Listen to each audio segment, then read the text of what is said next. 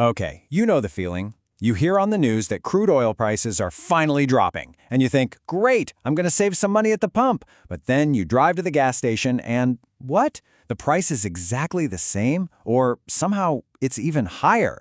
It is so frustrating, right? It feels like it makes absolutely no sense. Well, today, we're going to solve that puzzle once and for all. This is the million-dollar question, isn't it? I mean, it seems so simple. Gasoline comes from crude oil, so if the raw ingredient gets cheaper, the final product should too. But, as you've probably guessed, the real world is way more complicated than that. And by the end of this, you are going to understand exactly why this weird disconnect happens. All right, so the secret really boils down to one single core idea. Crude oil and gasoline, they just don't live in the same world. Seriously. The best way to think about this is that they are two totally different products and they operate in two completely separate markets. One is this massive global stage, and the other, it's way more local.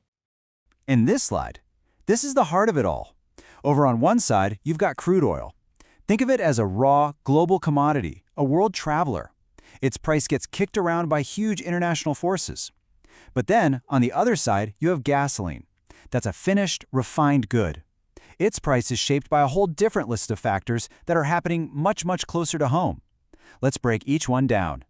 So first up, let's stick with that global traveler, crude oil.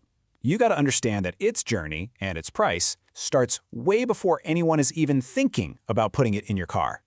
The price of a single barrel of crude is a massive international drama. You've got OPEC making decisions about production, you've got geopolitical events flaring up somewhere on the other side of the planet, maybe there's a supply disruption in one country, or even just a report about how much oil is sitting in storage tanks in a place like Cushing, Oklahoma. It is all about global supply and demand. So, when you boil it all down, the price of crude is really just about the raw ingredient. It's the cost to pull it out of the ground and ship it across the ocean. But that's only chapter 1 of the story. Okay, now let's bring it all the way home and talk about gasoline. Because this is where the story stops being about global politics and starts being about, well, your neighborhood. The price you actually pay, the one you see on that giant sign, is loaded up with a bunch of local costs. We're talking about the cost to get the fuel on a truck and drive it to your specific gas station. We're talking local demand, like is it Memorial Day weekend and everyone's hitting the road? And of course, the big one people forget, state and federal taxes. They're a huge piece of the puzzle. And when I say huge, I mean it. Check this out. On average, state and federal taxes make up about 18% of the price of a gallon of gas. And here's the kicker. Those taxes are usually a fixed amount, like cents per gallon, so they create this price floor. I mean, even if crude oil were magically free, you would still have to pay those taxes at the pump. So we have the global price of crude oil, and we have the local cost for gasoline. But what's going on in that space between them?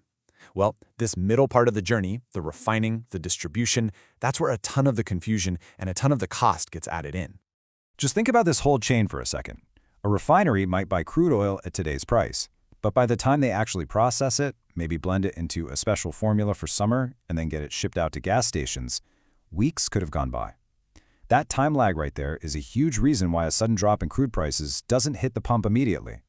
And here's a little insider term for you, the crack spread. It sounds weird, I know, but it's basically just the refinery's profit margin. So if a refinery is having issues, or maybe there's a huge demand for gasoline, this spread can actually get wider, pushing gas prices up, even if the price of their raw ingredient, crude oil, is going down.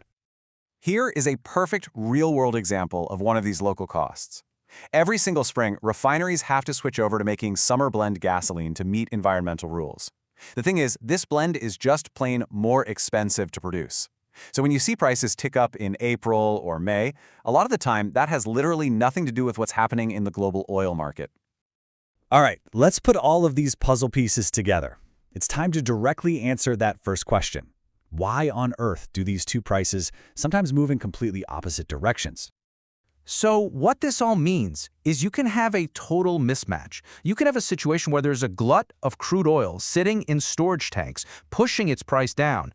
But at the exact same time, local gasoline inventories could be running low because everyone is driving, which pushes its price up. You factor in those refining costs, the fixed taxes, that time lag, and you get two prices that are moving totally independently. And hey, you don't have to just take my word for it. As the CME Group puts it, all of these different layers, the refining, the taxes, the transport, they literally create the lags and mismatches that allow for this opposite movement. It's just a built-in feature of having two separate markets. So, if there's one thing to remember from all this, it's this right here. The price of crude oil is just the first chapter. It's the cost of the flour. But the final price of the loaf of bread you buy depends on the baker's salary, the delivery truck driver, the grocery store's rent, and taxes. Gasoline is exactly the same. So, the next time you pull up to the pump and you look at that price, you'll know it's not just a number. It's an entire story about global geopolitics, local refinery issues, tax policy, and even the weather. The only question is, now that you know how to read it, what story is it telling you?